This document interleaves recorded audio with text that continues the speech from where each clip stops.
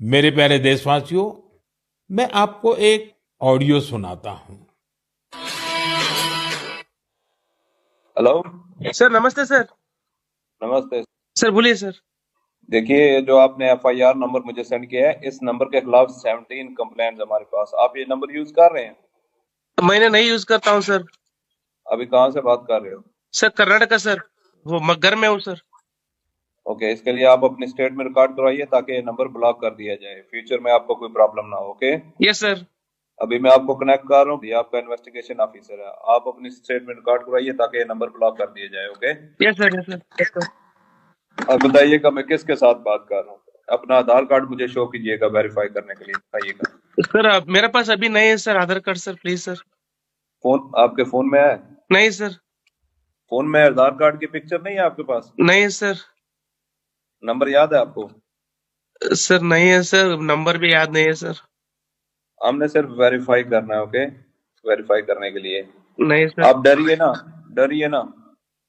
अगर आपने कुछ नहीं किया तो आप डरिए ना।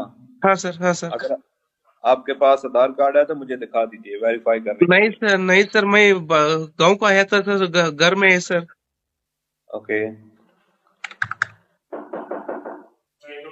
कमिंग। जय हिंद। इस व्यक्ति के वन साइड वीडियो का रिकॉर्ड करो as per the protocol. Okay, ये ऑडियो सिर्फ जानकारी के लिए नहीं, ये कोई मनोरंजन वाला ऑडियो नहीं है। एक गहरी चिंता को लेकर के ऑडियो आया है। आपने अभी जो बातचीत सुनी, वो डिजिटल अरेस्ट के फरेब की है। ये बातचीत एक पीड़ित और फ्रॉड करने वाले के बीच हुई है।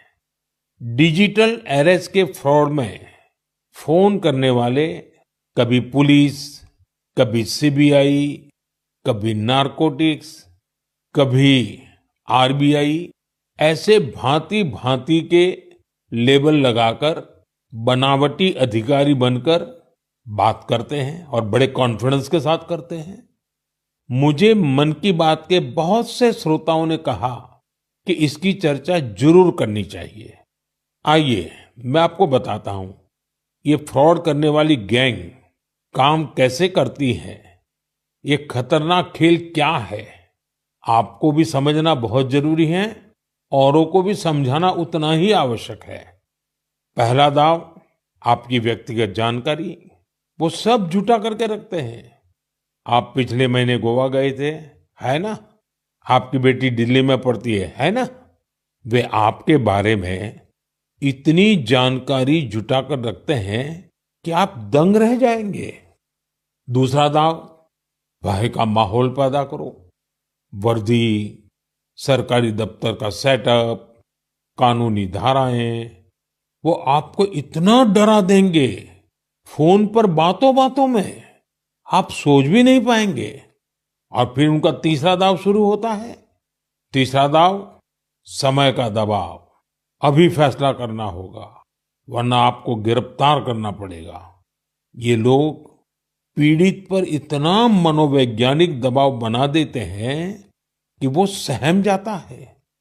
डिजिटल अरेस्ट के शिकार होने वालों में हर वर्ग, हर उम्र के लोग हैं। लोगों ने डर की वजह से अपनी मेहनत से कमाए हुए लाखों रुपए गंवा दिए हैं। कभी भी आपको इस तरह का कोई कॉल आए तो आपको डरना नहीं है।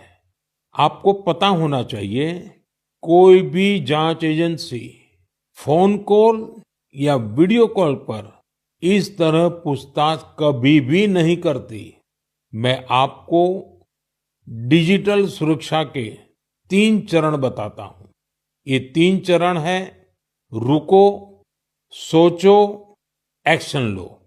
कॉल आते ही रुको, घबराए नहीं, शांत रहे, जल्दबाजी में कोई कदम न उठाएं, किसी को अपनी व्यक्तिगत जानकारी न दें। संभव हो तो स्क्रीनशॉट लें और रिकॉर्डिंग जरूर करें। इसके बाद आता है दूसरा चरण। पहला चरण था रुको, दूसरा चरण है सोचो। कोई भी सरकारी एजेंसी फोन पर ऐसे धमकी नहीं देती। न ही वीडियो कॉल पर पूछताछ करती है, न ही ऐसे पैसा की मांग करती है। अगर डर लगे तो समझिए कुछ गड़बड़ है। और पहला चरण, दूसरा चरण और अब मैं कहता हूं तीसरा चरण।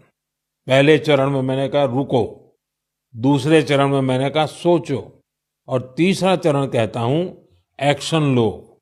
राष्ट्रीय साइबर हेल्पलाइन 1930 डायल करें, cybercrime.gov.in पर रिपोर्ट करें, परिवार और पुलिस को सूचित करें, सबूत सुरक्षित रखें।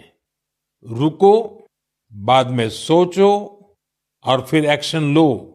ये 3 चरण आपकी डिजिटल सुरक्षा का रक्षक बनेंगे।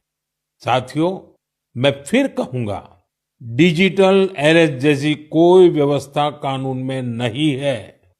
ये सिर्फ फ्रॉड है, फरेब है, झूठ है, बदमाशों का गिरोह है। और जो लोग ऐसा कर रहे हैं वो समाज के दुश्मन है।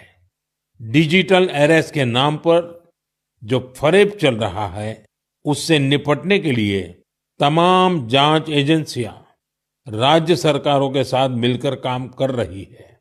इन एजेंसियों में तालमेल बनाने के लिए नेशनल साइबर कोऑर्डिनेशन सेंटर की स्थापना की गई है। एजेंसियों की तरफ से ऐसे फ्रॉड करने वाली हजारों वीडियो कॉलिंग आईडी को ब्लॉक किया गया है। लाखों सिम कार्ड, मोबाइल फोन और बैंक अकाउंट्स को भी ब्लॉक किया गया है।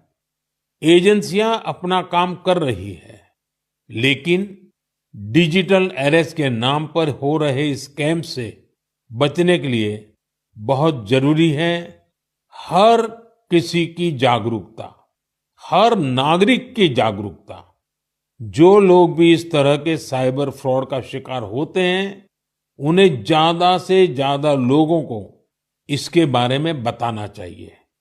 आप जागरूकता के लिए हैशटैग सेफ डिजिटल इंडिया का प्रयोग कर सकते हैं। मैं स्कूलों और कॉलेजों को भी कहूंगा कि साइबर स्कैम के खिलाफ मुहिम में छात्रों को भी जोड़े। समाज में सबके प्रयासों से ही हम इस चुनौती का मुकाबला कर सकते हैं।